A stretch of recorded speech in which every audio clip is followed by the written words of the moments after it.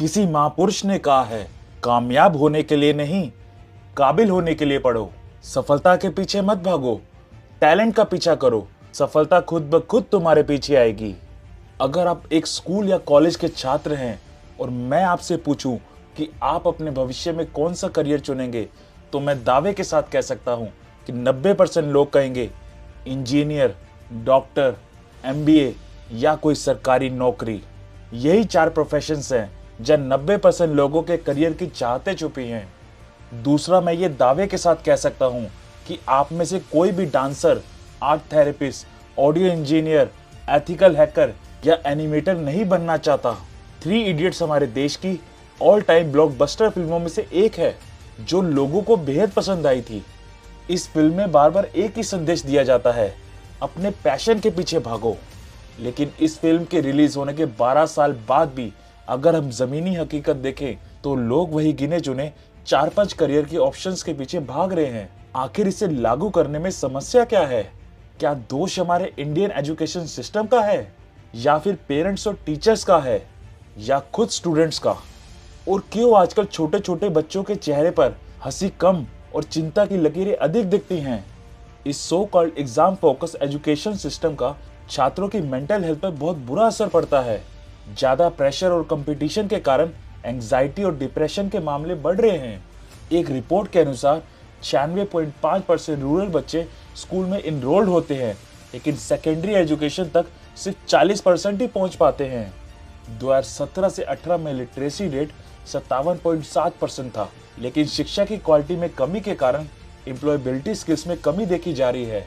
जब हम Indian education system की बात करते हैं तो हम स्कूल और कॉलेजों में पढ़ाने के तरीकों, परीक्षा प्रणाली और सिलेबस की बात करते हैं, लेकिन असलियत में ये समस्या सिस्टम से कहीं ज्यादा बड़ी है।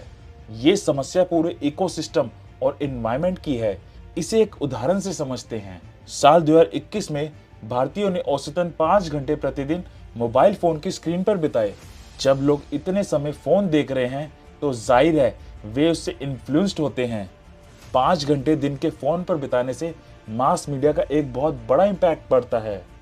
लेकिन दोस्तों, हमें बात करनी होगी और देखना होगा ऐसी कौन सी वजहें हैं जो इंडियन एजुकेशन सिस्टम, वो एजुकेशन सिस्टम जिससे डरकर British India viceroy Lord Macaulay ने बोला था, अगर हिंदुस्तान को गुलाम बनाना है तो सबसे पहले इसके एजुकेशन सिस्टम को बदलो, और ऐसे बदलो कि वापस पहले जैसा होने में सदियां लग जाएं।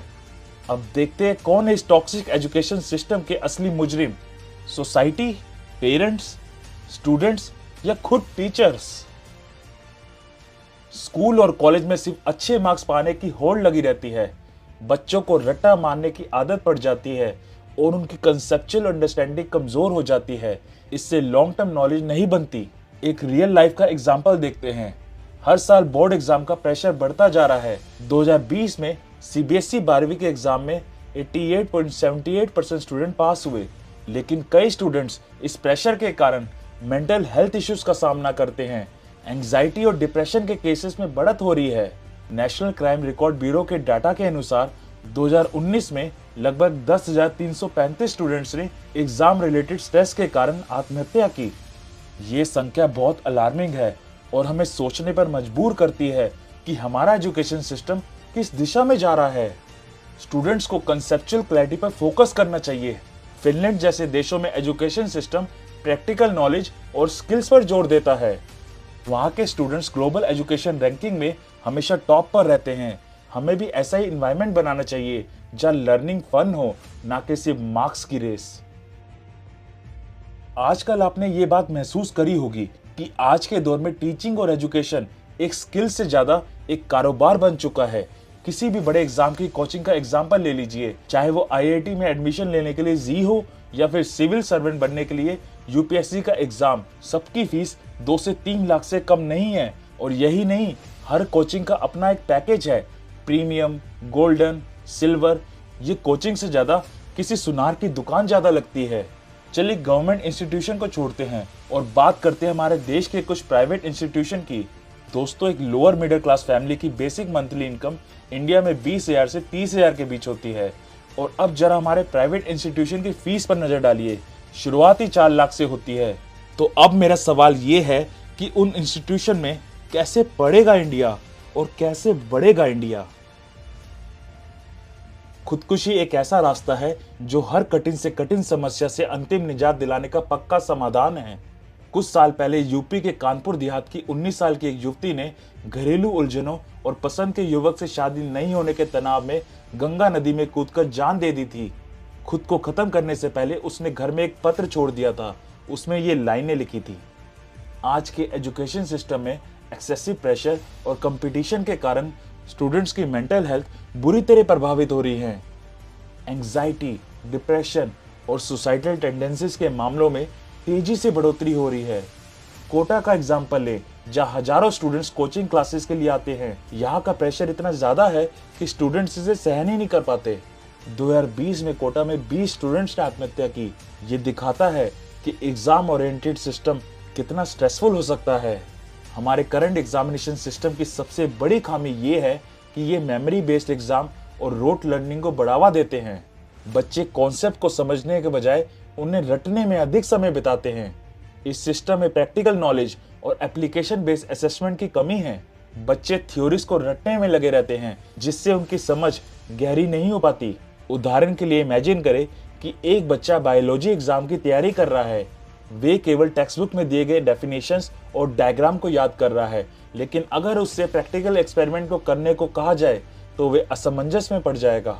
दूसरी ओर अगर हम ओपन बुक एग्जाम्स और कंटिन्यूस असेसमेंट पर ध्यान दें तो इससे स्टूडेंट्स को कॉन्सेप्ट की बेहतर अंडरस्टैंडिंग होगी। ओपन बुक एग्जाम में बच्चे रेफरेंस मटेरियल का उपयोग करते हुए रियल लाइफ प्रॉब्लम्स को सॉल्व करना सीख सकते हैं। जैसे हिस्ट्री के एग्जाम में ओपन बुक फॉर्मेट का इस्तेमाल हो तो स्टूडेंट केवल तारीखें याद करने के बजाय हिस्टोरिकल इवेंट्स के इम्पैक्ट पर सोच सकते हैं। एग्जाम्स का मकसद केवल याददाश्त की परीक्षा लेना नहीं होना चाहिए, बल्कि ये देखना भी होना चाहिए कि बच्चे अपनी नॉलेज को कैसे अप्लाई कर सकते हैं। इस बदलाव से एजुकेशन सिस्टम अधिक प्रभावी और मीनिंगफुल हो जाएगा। राहुल एक छोटे से शहर का होनहार लड़का था। उसने हमेशा अपने पेरेंट्स और सोसाइटी की एक्सपेक्टेशन को पूरा करने की कोशिश की। स्कूल में अच्छे मार्क्स लाना, हर एग्जाम में टॉप करना, ये उसकी दिनचर्या बन गई थी। लेकिन राहुल का असली पैशन था आर्ट्स। उसे पेंटिंग का बहुत शौक था। उसने कई कंपटीशन में पार्टिसिपेट किया और कई अवार्ड्स भी जीते।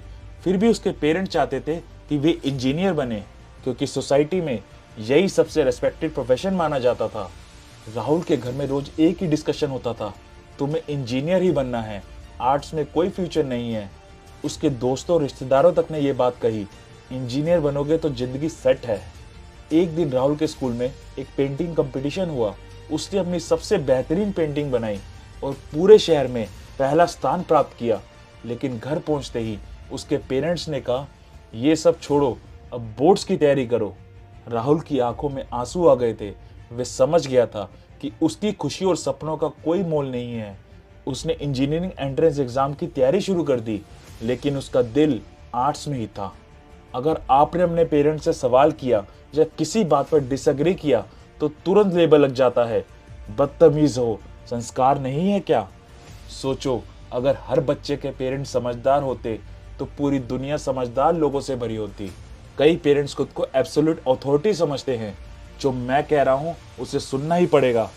ऐसे पेरेंट्स अपने बच्चों को पनिश करते हैं, उन्हें मारते पीटते हैं। वे मानते हैं कि स्ट्रिक्ट पेरेंटिंग से ही बच्चे अच्छे, डिसिप्लिन और कॉन्फिडेंट बनेंगे। लेकिन रिसर्च साबित करती है कि ऑथोरिटेटिव पेरेंटिंग बच्चों के कॉन्फिडेंस और सेल्फ एस्टीम को कम कर देती है। ये उनकी डिसीजन मेकिंग एबिलिटी पर बहुत बुरा असर डालती है। सोचो, उस बच्चे पर क्या गुजरती होगी जब वे अपने ही घर में डरता है। अगर हम चाहते हैं कि हमारे बच्चे खुश और कॉन्फिडेंट हो तो हमें उन्हें प्यार और समझ के साथ बड़ा करना होगा। हमें समझना होगा कि हर बच्चे की अपनी एक अलग पहचान और चाहत होती है। हमें उन्हें अपना रास्ता चुनने की आज़ादी देनी चाहिए, तभी वे सच में सफल और खुश रह सकते हैं। इंडियन एजुकेशन सिस्टम को अब बदलाव की सख्त ज़रूरत है। ये केवल मार्क्स और मेमोरी बेस्ड लर्निंग पर जोर देने के बजाय होलिस्टिक डेवलपमेंट, मेंटल वेलबींग और प्रैक्टिकल स्किल्स को महत्व देने की ओर बढ़ना चाहिए। हमें एक ऐसा एजुकेशन सिस्टम बनाना होगा जो बच्चों को उनके पैशन और इंटरेस्ट को एक्सप्लोर करने की आज़ादी दे, जिससे वे सिर्फ सफल नहीं बल्कि खुश और संतुष्ट जीवन जी सकें। समय आ गया है कि हम आउटडेटेड प्रैक्टिस को छोड़कर एक इनोवेटिव और सपोर्टिव लर्निंग एनवायरनमेंट को तैयार करें। केवल तभी हम एक मजबूत और अच्छी युवा पीढ़ी को डेवलप कर पाएंगे, जो ना केवल अपने जीवन में बल्कि समाज और देश के विकास में भी एक महत्वपूर्ण योगदान देगी। दोस्तों, आशा करता हूँ आपको मेरी ये वाली वीडियो पसंद आई होगी। अगर इस वीडियो से आपको थोड़ी सी भी नॉलेज मिली हो तो इसे दूसरों के साथ ज़रूर शेयर करें, और ऐसी और वीडियो देखने के लिए हमारे चैनल को सब्सक्राइब करना मत भूलना। मिलते हैं अगली वीडियो में।